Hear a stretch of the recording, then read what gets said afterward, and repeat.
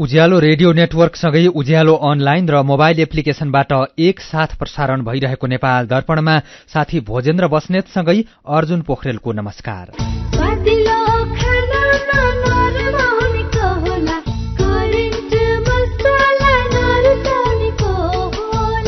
नेपाल दर्पणको साथमा करेन्ट मसला र करेन्ट चिया, स्वादको झट्का। नेपाल दर्पण सुरु गरौं मुख्य खबरका शीर्षकहरूबाट। प्रधानमन्त्री प्रचण्डलाई चीन र भारतका प्रधानमन्त्रीको बधाई सन्देश। नेपालको स्थायित्व र विकासका लागि साथमा रहने चीनको प्रतिबद्धता। चीनकै सहयोगमा काठमाडौँ केरुङ रेल मार्गको विस्तृत अध्ययनको काम सुरु। प्रधानमन्त्रीको निर्देशनपछि नेपाल दूरसञ्चार प्राधिकरणले एमडीएमएस तत्काल कार्यान्वयनमा नल्याउने, विदेशबाट फर्कने नेपालीले ल्याउने दोस्रो मोबाइलमा 18% कर लिने घोषणाबाट भन्सार विभाग पछि हट्यो।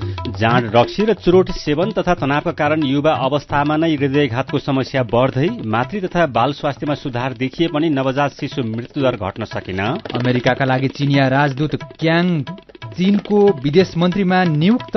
चीन अमेरिका सम्बन्ध बिग्रिरहेको बेला क्याङलाई विदेश मन्त्री बनाउनु अर्थपूर्ण। र फुटबलका सर्वकालीन महान खेलाडी पेलेको निधन, विश्वभरबाट शोक व्यक्त।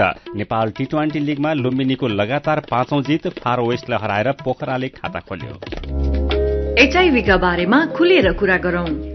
एचआईभी खराब आचरणको नतिजा नभई असावधानीको परिणाम हो, तसर्थ यसबाट बच्न असुरक्षित यौन सम्पर्क नराखौं। अन्य व्यक्तिले प्रयोग गरेका धारिला औजार जस्तै छुरी, दारी काट्ने ब्लेड प्रयोग नगरौं र रगत चढाउनु पर्ने अवस्था भएमा परीक्षण गरेको रगत मात्र चढाउँ। संक्रमित भइसकेकालाई समयमै उपचारमा लगाउँ र अकालमै हुन सक्ने मृत्युबाट जोगाउँ। समयमै उपचार गर्नाले संक्रमित गर्भवती महिलाले पनि स्वस्थ बच्चा जन्माउन सक्छिन्। Nepal youth foundation, 12+, Lumbini plus र मकवानपुर महिला समूह। विदेशबाट आयामी गरेको पैसा सिधै तपाईको मोबाइलमा लिन मिल्छ। अहिलेको अवस्थामा बाहिर गएर पैसा निकाल्न त्यति सजिलो छैन। त्यसैले आफ्नो मोबाइल निकाल्नुहोस्, आईएमई पे डाउनलोड गर्नुहोस् अनि घर बसी बसी आफ्नो रकम प्राप्त गर्नुहोस्। विदेशबाट आईएमई गरेको रकम प्राप्त गर्न आफ्नो मोबाइल फोनमा आईएमई पे डाउनलोड गर्नुहोस्। अब आईएमई गरौँ, आईएमई पे मा प्राप्त गरौँ सजिलै।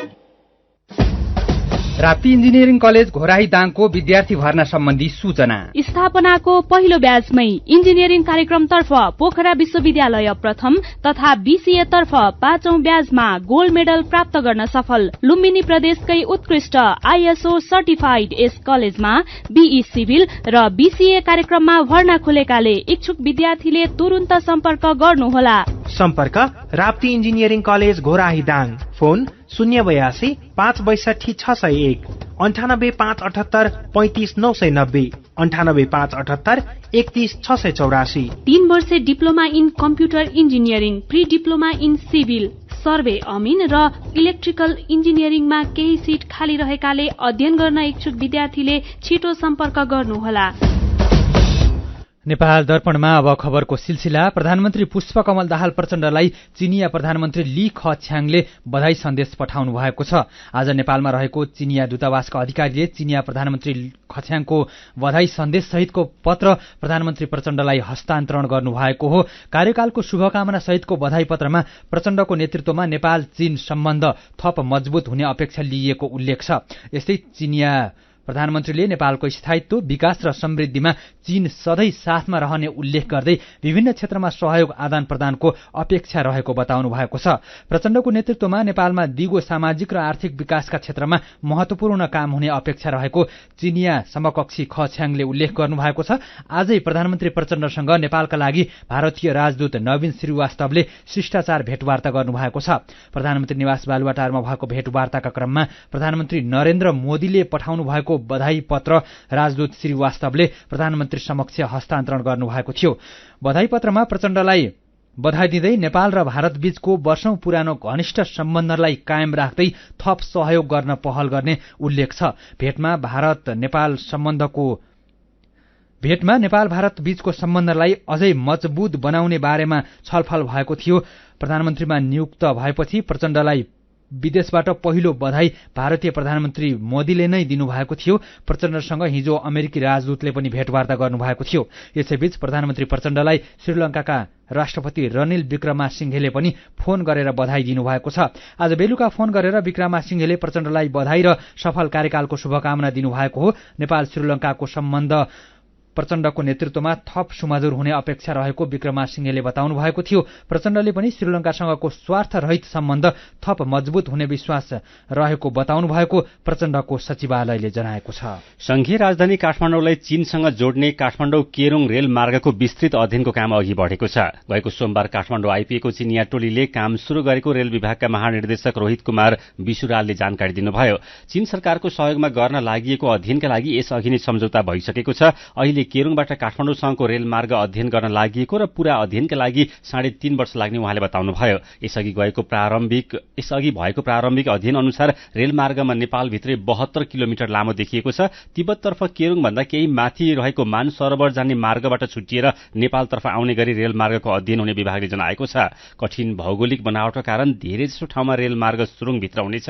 प्रारम्भिक अध्ययनमा रेलमार्ग 99% जमिनभित्र र 1% मात्रै बाहिर हुने देखिएको छ। प्रधानमन्त्री पुष्पकमल दाहाल प्रचण्ड र नेकपा एमालेका अध्यक्ष केपी शर्मा ओलीबीच आज बिहान भेटवार्ता भएको छ। प्रधानमन्त्री निवास बालुवाटारमा भएको भेटमा उहाँहरूबीच सरकारको न्यूनतम साझा कार्यक्रम, मन्त्री परिषद विस्तार लगायतका विषयमा छलफल भएको छ। यसअघि हिजो सत्ता गठबन्धनको बैठक बसेको थियो। बैठकले एमाले अध्यक्ष ओलीको संयोजकत्वमा न्यूनतम साझा कार्यक्रमको लागि उच्च स्तरीय संयन्त्र गठन गरेको थियो।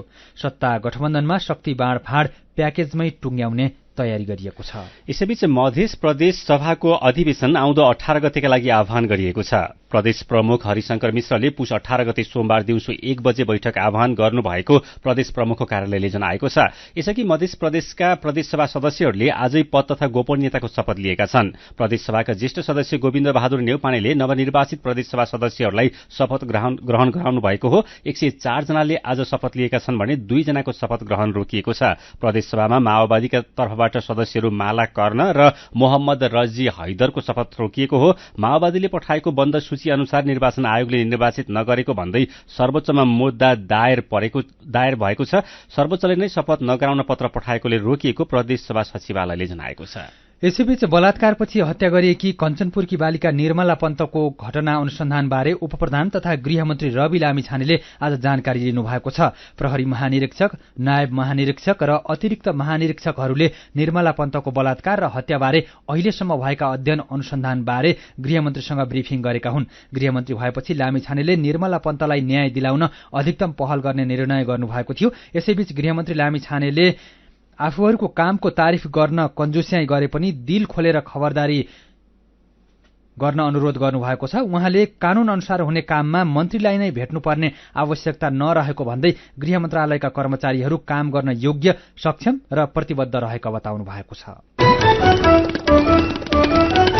नेपाल दूरसञ्चार प्राधिकरणले mobile device management system MDMS को पूर्ण कार्यान्वयन तत्कालका लागि स्थगित गरेको छ। अब ग्राहकले यस अघिकै जसरी आफैले MDMS प्रणालीमा मोबाइलको IMEI नम्बर दर्ता गर्न सक्ने प्राधिकरणका अध्यक्ष पुरुषोत्तम खनालले जानकारी दिनुभयो। प्राधिकरणले भन्सारको प्रज्ञापन पत्र र पासपोर्टको प्रतिलिपि राखेर मात्रै IMEI नम्बर दर्ता गर्न दिने प्रणाली आजदेखि लागू गर्न खोजेपछि यसको विरोध भएको थियो। यस्तै भन्सार विभाग पनि विदेशबाट फर्कने नेपालीले ल्याउने एउटा मोबाइलका लागि निशुल्क प्रज्ञापन पत्र दिने तथा अर्को मोबाइलको प्रज्ञापन पत्र दिँदा 18% कर लिने घोषणाबाट पछि हटेको छ। विभागले त्रिभुवन अन्तर्राष्ट्रिय विमानस्थल भन्सार कार्यालयबाट आजदेखि जारी गर्ने घोषणा गरेको प्रज्ञापन पत्र जारी नगर्ने निर्णय भएको विमानस्थल भन्सार कार्यालयका प्रमुख अरुण पोखरेलले जानकारी दिनुभयो।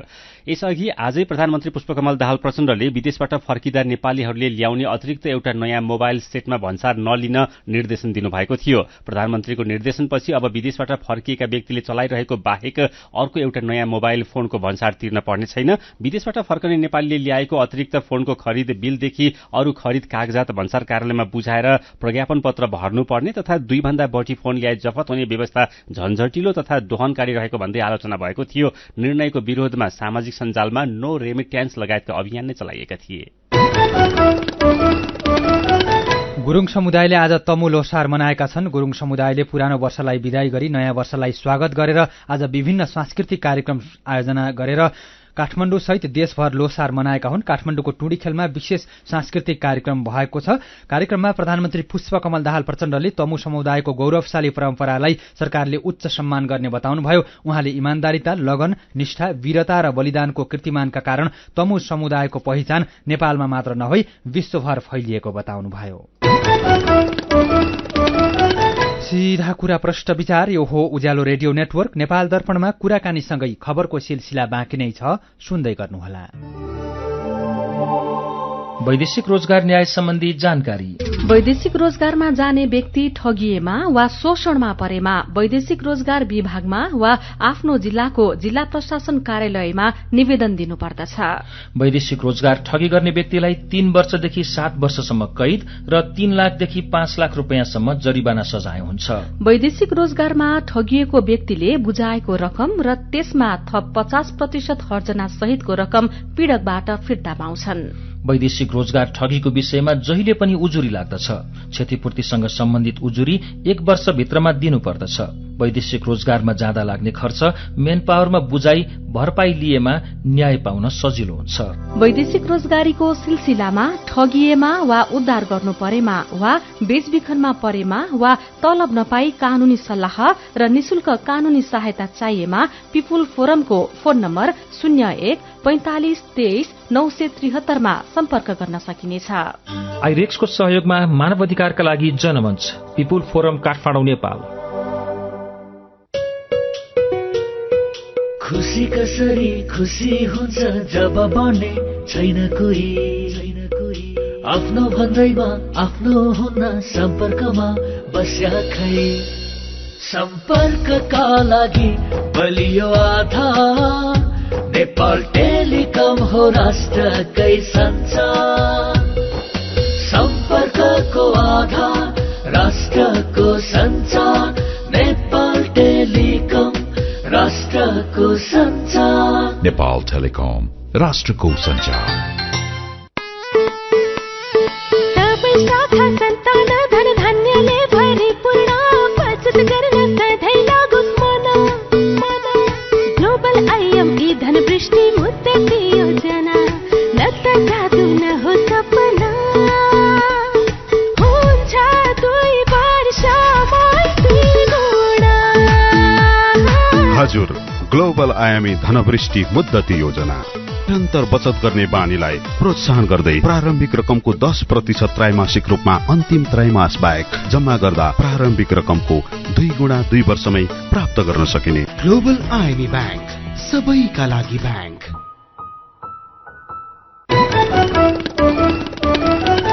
उज्यालो रेडियो नेटवर्कबाट प्रसारण भइरहेको नेपाल दर्पणमा तपाईंलाई फेरि स्वागत छ। यतिन्जेल हामीले प्रधानमन्त्री प्रचण्डलाई चीन र भारतका प्रधानमन्त्रीको बधाई सन्देश, चीनकै सहयोगमा काठमाडौँ केरुङ रेलमार्गको विस्तृत अध्ययनको काम सुरु, नेपाल दूरसञ्चार प्राधिकरणले एमडीएमएस तत्काल कार्यान्वयनमा नल्याउने लगायतका खबर प्रस्तुत गर्यौं। नेपाल दर्पणमा अब बाँकी खबर। युवाहरूमा अहिले बढी हृदयघात हुने गरेको पाइएको छ। युवा अवस्थामा नै निष्क्रिय जीवनशैली, चुरोट, सुर्ती तथा खैनीको अत्याधिक सेवन, मोटोपनाका कारण हृदयघातको समस्या बढ़िरहेको पाइएको हो। हृदयघात हुने 12% 45 वर्ष मुनिका युवा रहेको शहीद गंगालाल राष्ट्रिय हृदय केन्द्रका निर्देशक चन्द्रमणि अधिकारीले बताउनुभयो। उहाँका अनुसार अहिले अस्पतालमा हृदयघात भएर आउने धेरै युवा चुरोट र सुर्ती सेवनका कारण भएको पाइन्छ।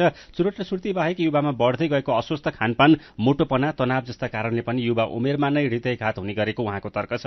हृदयघात वंशानुगत कारण पनि हुने गरेको डाक्टरहरू बताउँछन्। डाक्टरहरूका अनुसार 45 वर्ष कटेपछि जो कोहीले पनि वर्षमा एक पटक तथा धूम्रपान गर्ने, कोलेस्ट्रोल बढ़ी र मोटोपना भएका मानिसले भने युवा अवस्थामा नै वर्षमा एक पटक मुटुको जाँच गराउन आवश्यक हुन्छ। यस्तै जाडोमा हर्मोनको कारणले गर्दा धेरै हृदयघात हुन सक्छ।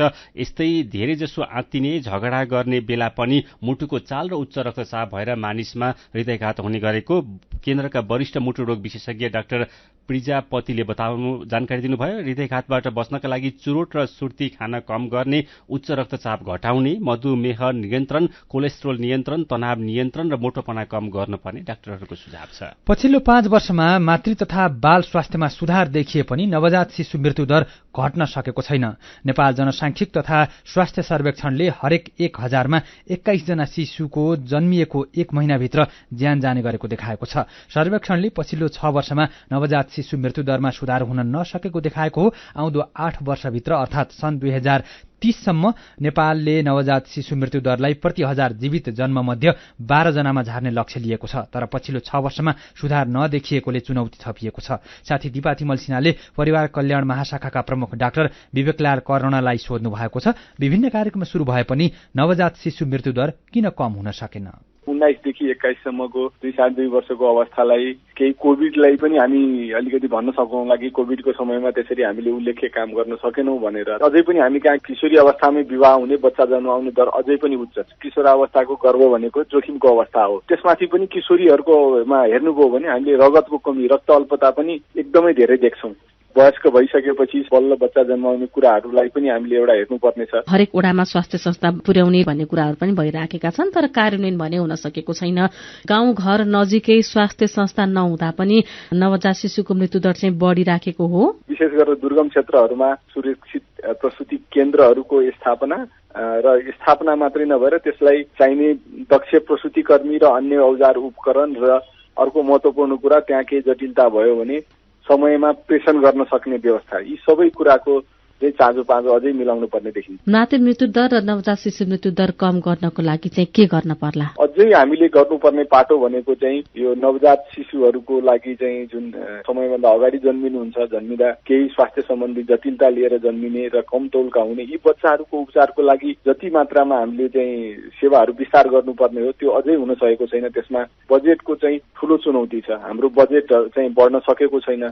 मुख्य कुरा यसमा चाहिँ साधन स्रोत जति आवश्यक हो सो अनुसारको विनियोजन हुनुपर्ने चाहिँ तीनटै तहबाट म एकदमै आवश्यक देख्छु। 3 प्रकारका चाहिँ ढिलाइ अथवा विलम्ब भन्छौं। त्यसमध्ये एउटा महत्त्वपूर्ण भनेको यदि आमा र बच्चामा गर्भवती अवस्थादेखि नै कुनै समस्या, कुनै जटिलता देखिएको छ भने तुरुन्तै उपचार हुने, व्यवस्थापन हुने ठाउँमा सही समयमा हामीले प्रेषण गर्न सक्यौं, समयमा उपचार पाउन सक्यौं भने धेरै जनाको ज्यान जोगाउन सकिन्छ। तर विभिन्न सामाजिक हाम्रो अझै पनि अन्धविश्वासहरू र प्रचलनहरू जुन छ त्यसले पनि समयमा महिला र बच्चालाई समयमा प्रेषण गर्ने कुरामा अझै पनि अवरोध भइ नै रहेको छ। त्यसलाई हटाउनको लागि हाम्रो सामाजिक क्षेत्रमै अझै पनि जनचेतना अझै फैलाउनु पर्ने, हाम्रो सूचना र सञ्चार अझै सशक्त बनाउनु पर्ने देखिन्छ। उहाँ हुनुहुन्थ्यो स्वास्थ्य तथा जनसङ्ख्या मन्त्रालय अन्तर्गतको परिवार कल्याण महाशाखाका प्रमुख डाक्टर विवेकलाल कर्ण। यसअघि हृदयरोग सम्बन्धी खबरमा शहीद गंगालाल राष्ट्रिय हृदयरोग केन्द्रका मुटुरोग विशेषज्ञ डाक्टर दीपशंकर प्रजापति हुनुपर्नेमा अन्यथा भएकोले सच्याएका छौं। फेरि पनि खबरकै सिलसिला। कम्बोडियाको एक होटलमा भएको आगलागीमा परि झापा घर भएका निराकार पाण्डेको ज्यान गएको छ। ग्रान्ड डायमण्ड सिटीको भवनमा आगलागी हुँदा ज्यान गुमाएका 19 जना मध्ये 1 जना झापाका पाण्डे रहनु भएको थाइल्याण्डमा रहेको नेपाली दूतावासले जनाएको छ। आगलागी भएको ठाउँ कम्बोडिया र थाइल्याण्डको सीमा नजिकै पर्छ। बिर्तामोड नगरपालिका वडा नम्बर 1 झापाका पाण्डेले ज्यान जानु अघि आफ्नो परिवारसँग भाइबर मार्फत गर्नुभएको भिडियो कलको रेकर्ड सार्वजनिक भएको छ। भिडियो कलमा पाण्डेले आफू होटलको 12औं तलामा रहेको र अब त्यहाँबाट हाम फाल्नुको विकल्प नरहेको बताउनु भएको थियो। उहाँले आफ्नो छोरालाई सम्बोधन गर्दै भन्नुभएको थियो, सानो मेरो आँखाको नानी बाबु, म तिमीलाई धेरै माया गर्छु है। जहाँ भए पनि जसरी बसे पनि बाबाले तिमीलाई सधैँ सम्झनुहुन्छ है बाबु। उहाँले छोरालाई कसैलाई पनि चिट र फ्रड नगर्नु भनेर सम्झाउनु भएको छ। भवनभित्र धुवाँ भरिएपछि उद्धारमा समस्या भएको थियो भने विद्युत बन्द हुँदा, ढोकामा रहेको विद्युतीय प्रणाली बन्द हुँदा मानिसहरू बाहिर निस्कन नसकी झ्यालबाट हाम फालेका थिए। घटनामा झण्डै 50 जना घाइते भएका बीबीसीले जनाएको छ। बाँकी निर्मला कुर्मी र नकुन्नी धोबीलाई न्याय नदिएको भन्दै अधिकार कर्मी रुबी खान सहितको समूहले काठमाडौँको माइती घरमा तेस्रो चरणको धरना थालेका छन्। उनीहरूले 4 बुँदे मागसहित काठमाडौँको माइती घरमा धरना शुरू गरेका हुन्। निर्मला कुर्मी हत्याको घटनामा न्यायिक आयोग गठन गर्नुपर्ने, न्यायिक आयोग मार्फत कुर्मीको तमस्सुकमा भएको सही छाप जाँच गर्नुपर्ने, मुद्दालाई अदालतसम्म पुर्याउनुपर्ने र महिला आन्दोलनकारीहरूको सुरक्षाको प्रत्याभूति गराउनुपर्ने मागसहित तेस्रो चरणको आन्दोलन शुरू गरेको अधिकार कर्मी रुबी खानले बताउनुभयो। उहाँले सरकारले पटक पटक घटनाको सत्य तथ्य छानबिन गर्ने भन्दै प्रतिबद्ध प्रतिबद्धता जनाए पनि कार्यान्वयन नगरेको भन्दै आपत्ति जनाउनुभयो। निर्मला र नकुन्नीको घरेलु हिंसाबाट ज्यान गएको अधिकार कर्मीहरूको दाबी छ। घटनापछि न्यायको माग गर्दै पहिलो पटक उनीहरू नेपालगञ्जबाट 20 दिनको पैदल यात्रा गर्दै काठमाडौँ आएर 19 दिन धरना दिएका थिए। उनीहरूले दोस्रो पटक 42 दिनसम्म आन्दोलन गरेका थिए। नेपाल दर्पणमा मेरो पनि भन्नु छ सँगै खबरको सिलसिला बाँकी नै छ, सुन्दै गर्नुहोला। गाउँको उत्पादन शहरमा, रैथाने खाना घर घरमा। पञ्चगुणीय तत्त्वले भरिपूर्ण रैथाने कृषि खाद्य वस्तु तथा सामग्रीहरू कृषकहरूबाट संकलन तथा प्रशोधन गरी काठमाडौँ उपत्यका भरि सहज रूपमा होम डेलिभरी भइरहेको कुरा सहर्ष जानकारी गराउँदछौं। सम्पर्क तथा जानकारीका लागि रैथाने एग्री प्रोडक्ट्स नेपाल प्राली, चप्पल कारखाना, महाराजगंज, काठमाडौँ। Phone number 01 40 15 658 40 15 662।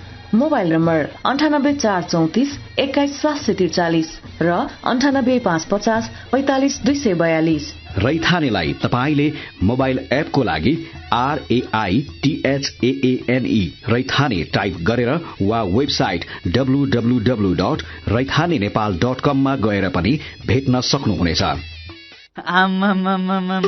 होइन हो दाजु भाउजू, खुसी हुँदै कस्तो नाचे। हामीलाई त तेरा भन्दा धेरै सुविधा मुक्तिनाथ आशीर्वाद बचत खाता खोलेर। होइन के छ र यसमा त्यस्तो खुसी भइरा? सर्वाधिक ब्याज दर, निशुल्क डेबिट कार्ड छ यसमा। मोबाइल ब्याङ्किङ अनि गजबको बिमा। खातामा बिमा हो नि, अब खुसीको छैन कुनै सीमा। बचत खातामा 1 करोड 1 लाखसम्मको बिमा। हो हजुर, अब मुक्तिनाथ आशीर्वाद बचत खातामा पाउनुहोस् 1 करोड 1 लाखसम्मको बिमा, साथै आकर्षक ब्याज दरसँगै निशुल्क भिजा डेबिट कार्ड, निशुल्क मोबाइल ब्याङ्किङ अनि 13 अन्य ब्याङ्किङ सुविधाहरूमा छुट।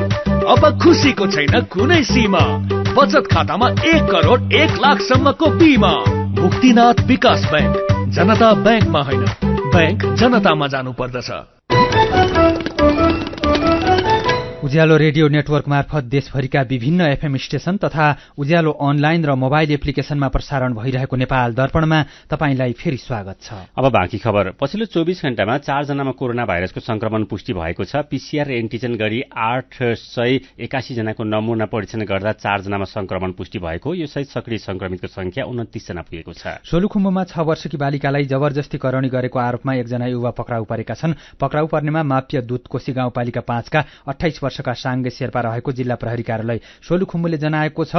सोलु दुधकुण्ड नगरपालिका 6 की एक 6 वर्षकी बालिकालाई हिजो जबरजस्ती करणी गरेको आरोपमा शेर्पालाई प्रहरीले पक्राउ गरेको हो। स्याङ्जाको वालिङमा आधुनिक बस पार्क निर्माण हुने भएको छ। स्मार्ट सिटीको अवधारणा अनुसार अगाडि बढेको र आधुनिक बस पार्कलाई नमूना नयाँ बस पार्कको रूपमा तयार गरिने वालिङ नगरपालिकाले जनाएको छ। सप्तरीको छिन्नमस्ता गाउँपालिका वडा नम्बर 3 गोविन्दपुरमा आग लागि हुँदा 5 लाख रुपियाँ भन्दा धेरैको धनमाल जलेर नष्ट भएको छ। मजिद मियाको घरमा आग लागि हुँदा घरमा भएका खाद्यान्न, लत्ता, कपडा जलेर नष्ट हुँदा 5 लाख रुपियाँ भन्दा धेरैको क्षति भएको जिल्ला प्रहरी कार्यालय सप्तरीले जनाएको छ। नारायणी नदीमा फेरि डल्फिन देखिन थालेको छ। लामो समयदेखि डल्फिन देखिन छाडेको नारायणी नदीमा पुस 13 गते र गएको मङ्सिर 14 गते डल्फिन देखिएको संरक्षणकर्मी एवं नेचर गाइड टेक महतोले जानकारी दिनुभयो।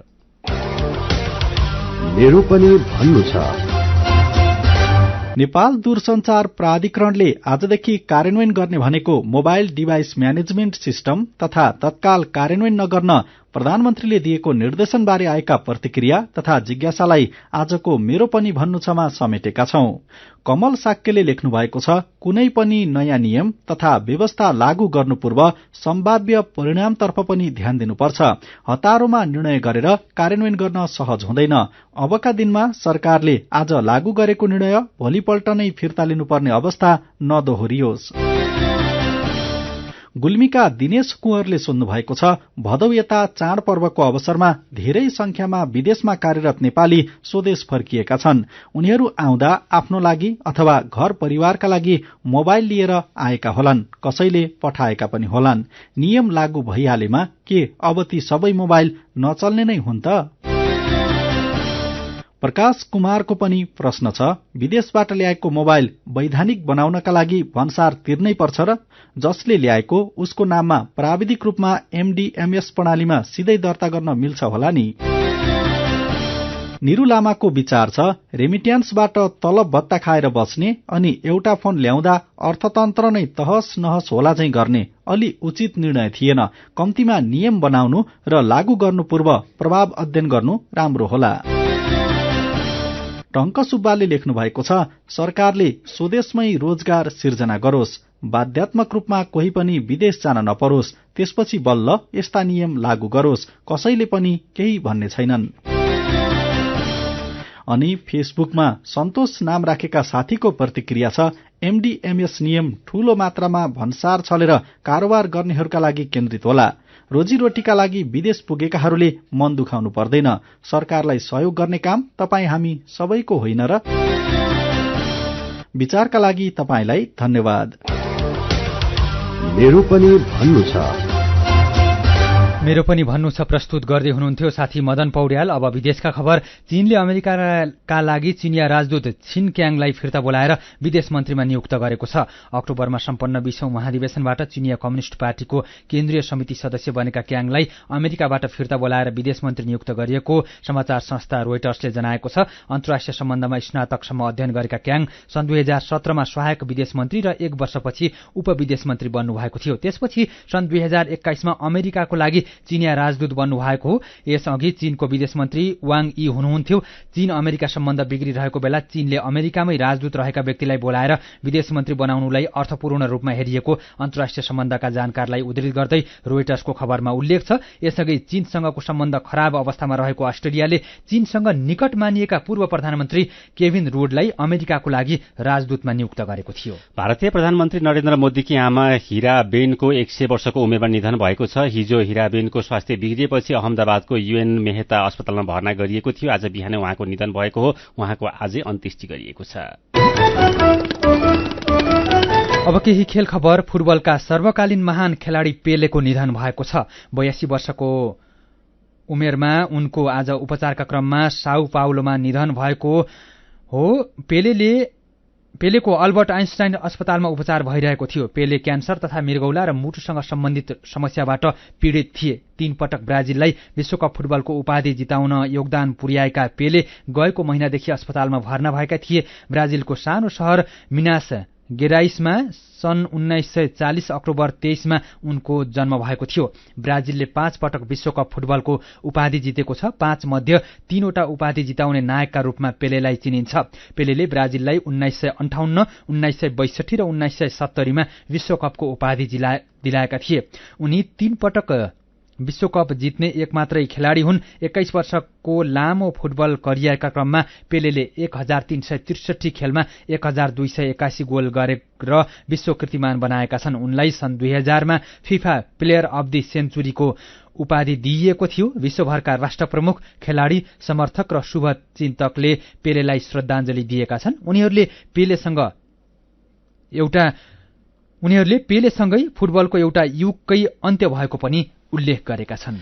चर्च बोइज युनाइटेड क्लब 22औं आहारा पोखरा गोल्ड कप फुटबलको क्वार्टर फाइनलमा पुगेको छ। पोखरा रंगशालामा आज नेपाल पुलिस क्लबलाई अतिरिक्त समयमा 2-1 गोलले हराउँदै चर्च बोइजले अन्तिम 8मा स्थान पक्का गरेको हो। चर्च बोइजको जितमा अञ्जन विष्ट र अनन्त तामाङले 1-1 गोल गरे। पुलिसका लागि रवि पासवानले 1 गोल गरे। नियमित समयमा 1-1 गोलको बराबरी भए पनि खेल अतिरिक्त समयमा पुगेको थियो। प्रतियोगिताको विजेताले 12 लाख रुपियाँ पुरस्कार पाउनेछ। नेपाल टी20 लीग एनपीएल क्रिकेट प्रतियोगितामा आज लुम्बिनी अल स्टार्स र पोखरा एभेन्जर्स विजयी भएका छन्। लगातार 5औं खेल जित्ने क्रममा आज लुम्बिनीले काठमाडौँ नाइट्सलाई 35 रनले हरायो। लुम्बिनीले दिएको 151 रनको लक्ष्य पछ्याएको काठमाडौँले निर्धारित 20 ओभरमा 8 विकेट गुमाएर 115 रन मात्रै बनाउन सक्यो। लगातार 5 खेल जितेको लुम्बिनी 10 अङ्कसहित तालिकाको शीर्ष स्थानमा छ। काठमाडौँ 4 अङ्कसहित तेस्रो स्थानमा छ।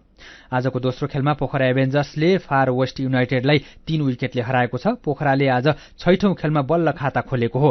फार वेस्टले दिएको 188 रनको लक्ष्य पोखराले 5 बल बाँकी छँदै 7 विकेट गुमाएर भेटायो। पोखरा 2 अङ्कसहित 5औं स्थानमा छ भने 2 अङ्क नै रहेको फार वेस्ट रन रेटका आधारमा पुछारमा झरेको छ। र भारतको उत्तराखण्डको रुड्कीमा कार दुर्घटनामा परि क्रिकेट खेलाडी ऋषभ पन्त गम्भीर घाइते भएका छन्। समाचार एजेन्सी पीटीआईका अनुसार ऋषभ पन्तको कार डिभाइडरसँग ठोकिएर दुर्घटना भएको हो। कार चलेर नष्ट भएको छ। सड़कमा कारको भग्नावशेष मात्रै देखिएको छ। ऋषभको टाउको र ढाडमा ठूला चोट लागेका छन्। उनको अवस्था खतरामुक्त रहेको तर धेरै चोट लागेकाले निको हुन धेरै नै समय लाग्ने भारतीय क्रिकेट कन्ट्रोल बोर्ड बीसीसीआईले जनाएको छ। उनी आफ्नो घरबाट कार चलाएर राजधानी नयाँ दिल्ली जाँदै थिए। खेल खबरसँगै हामी नेपाल दर्पणको अन्त्यमा आइपुगेका छौं। आजका मुख्य खबरका शीर्षकहरू फेरि एकपटक। प्रधानमन्त्री प्रचण्डलाई चीन र भारतका प्रधानमन्त्रीको बधाई सन्देश। नेपालको स्थायित्व र विकासमा सधैँ साथमा रहने चीनको प्रतिबद्धता। चीनकै सहयोगमा काठमाडौँ केरुङ रेल मार्गको विस्तृत अध्ययनको काम सुरु। प्रधानमन्त्रीको निर्देशनपछि नेपाल दूरसञ्चार प्राधिकरणले एमडीएमएस तत्काल कार्यान्वयनमा नल्याउने। विदेशबाट फर्कने नेपालीले ल्याउने दोस्रो मोबाइलमा 18% कर लिने घोषणाबाट भन्सार विभाग पछि हट्यो। जाँड, रक्सी र चुरोट सेवन तथा तनावका कारण युवा अवस्थामा नै हृदयघातको समस्या बढ्दै। मातृ तथा बाल स्वास्थ्यमा सुधार देखिए पनि नवजात शिशु मृत्युदर घट्न सकेन। अमेरिकाका लागि चीनिया राजदूत क्याङ चीनको विदेश मन्त्रीमा नियुक्त। चीन अमेरिका सम्बन्ध बिग्रिरहेको बेला क्याङलाई विदेश मन्त्री बनाउनु अर्थपूर्ण। र फुटबलका सर्वकालीन महान खेलाडी पेलेको निधन। विश्वभरबाट शोक व्यक्त। नेपाल टी20 लीगमा लुम्बिनीको लगातार 5औं जित। फारो वेस्टलाई हराएर पोखराले खाता खोल्यो। आजको नेपाल दर्पण सकिएको छ। प्राविधिक साथी संघर्ष विष्टसँगै हामी भोजेन्द्र बस्नेत र अर्जुन पोखरेल पनि विदा हुन्छौं। उज्यालोको मोबाइल एप्लिकेशन र अनलाइनमा प्रसारण भइरहेका सामग्री भाइबरमा पनि उपलब्ध छन्। निश्वासिने जोखिम भएकोले बन्द कोठामा हिटर र आगो बालेर नसुतौं। नमस्कार।